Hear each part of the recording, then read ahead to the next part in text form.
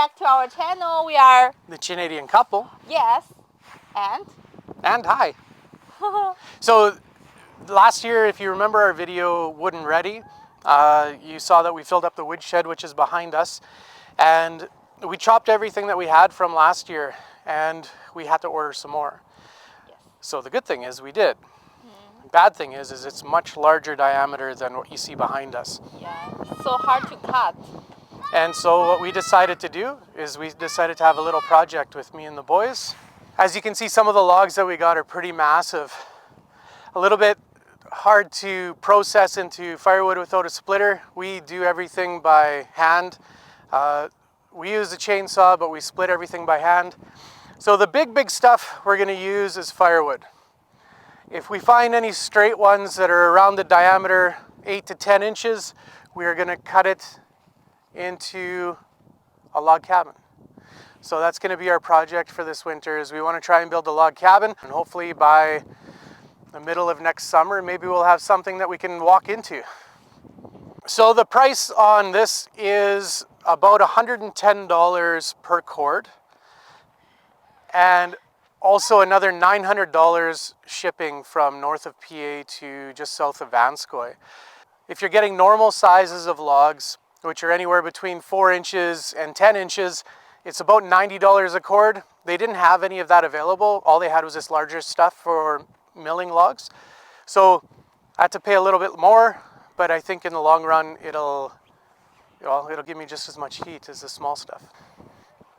So in total, this is enough wood to heat our house for at least 5-6 years, probably even a little bit more than that.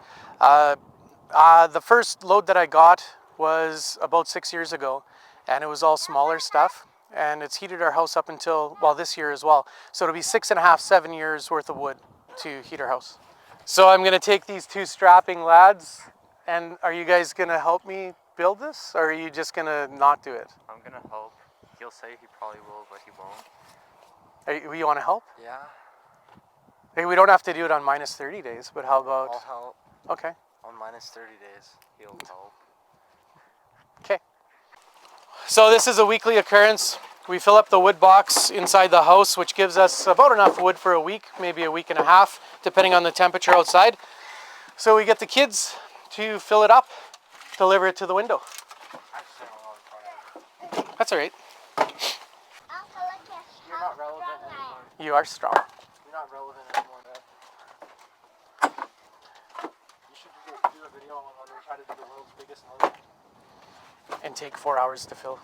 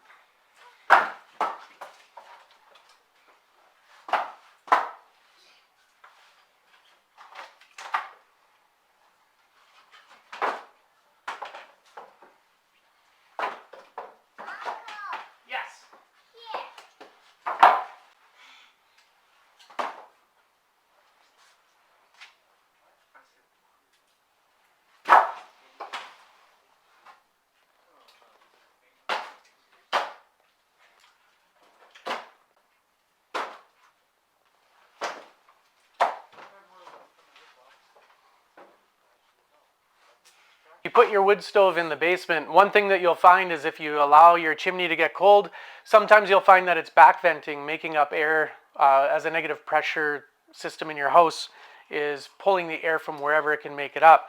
This will be used to run your furnace, your water heater, anything that you have that's natural gas going out a chimney.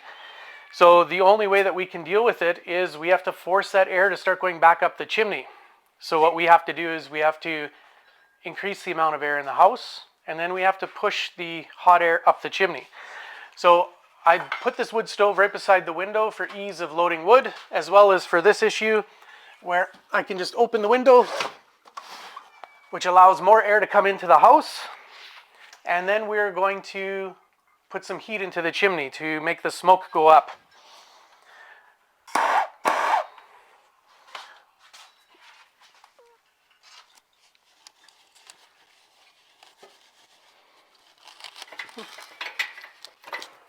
You'll be able to hear it. You hear the difference? It's now drawing the air up. So it's now going up. So we'll try and get our wood started. I'll pull the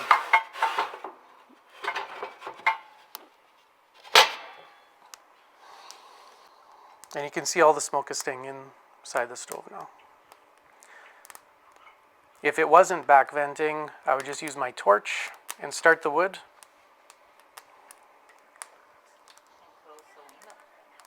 Yeah, we need to get it started though, because now the furnace just kicked in.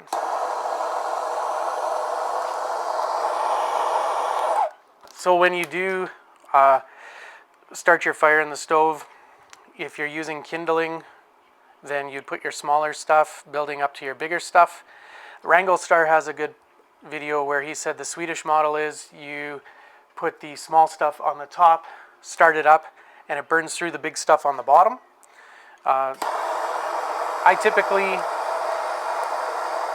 if I'm burning 24 hours a day, I'll typically burn 4 fires throughout the day, and that'll keep the house warm without the furnace kicking in. That saves us a lot of money, and we'll talk about that in a minute. After this initial burn, once the stove is hot, once we reload the stove, it'll last between 6 and 8 hours. And so normally this one is sort of spaced out to heat up everything. We want this one to burn hot and fast. The next time that we load it, we're going to load it everything this way and as tight as possible. And then that way, as it burns away, it leaves that center part and it allows it to burn much longer for a longer, well, more even heat throughout the night.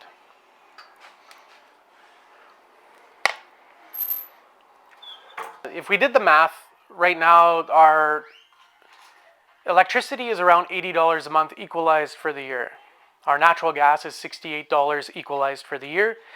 Usually we get 2 months free worth of electricity just because they prorate it. And by the end, usually of summer, they do an actual reading and then we get a rebate of about 2 months worth of electricity.